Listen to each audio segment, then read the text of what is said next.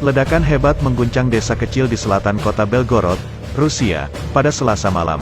Sumber di Ukraina mengeklaim ledakan yang menerangi langit wilayah itu disebabkan oleh serang rudal balistik militer Kyiv yang menargetkan gudang amunisi. Meskipun tidak ada laporan tentang korban sipil, 4 tentara Rusia dilaporkan terluka dalam ledakan itu. Video ledakan pertama, diikuti oleh ledakan sekunder, mulai beredar secara online pada Selasa malam waktu setempat. Laporan awal berspekulasi bahwa seseorang di depot senjata salah menangani amunisi. Namun, media Ukraina segera mengeklaim bahwa Brigade Rudal ke-19 militer mereka telah menembakkan rudal balistik taktis Toka-U ke gudang senjata Rusia. Kepala daerah setempat, Vyacheslav Gladkov, mengatakan kepada media Rusia bahwa ledakan itu terjadi di desa kecil Red October, sekitar setengah jalan antara Belgorod dan perbatasan Ukraina. Tidak ada korban jiwa di antara warga, dan tidak ada kerusakan di desa tersebut.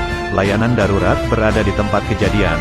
Kami akan mengetahui penyebab kejadiannya nanti, kata Gladkov dalam sebuah pernyataan, seperti dikutip Russia Today. Ledakan sekunder dilaporkan berhenti setelah sekitar setengah jam. 4 prajurit terluka ketika sebuah proyektil menghantam sebuah instalasi militer di wilayah Belgorod, tulis kantor berita TASS di Rusia, Rabu, tanggal 30 Maret tahun 2022.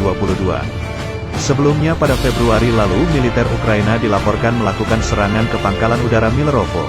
Dikutip dari Daily Mail, Gubernur Belgorod, Vyacheslav Gladkov mengonfirmasikan adanya ledakan besar itu, tetapi menegaskan tak ada warga Rusia yang terluka karenanya. Meski begitu, Gladkov tak mengungkapkan apa yang menjadi penyebab serangan tersebut.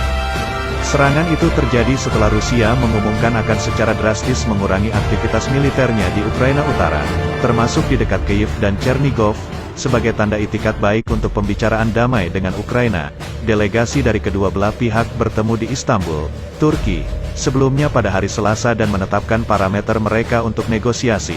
Sementara itu, Menteri Pertahanan Rusia Sergei Shoigu mengatakan kepada wartawan bahwa tujuan utama dari operasi militer telah tercapai dan sekarang akan fokus pada pembebasan Donbas, mengacu pada 2 wilayah yang memisahkan diri dari Ukraina dan telah diakui Moskow sebagai 2 negara merdeka.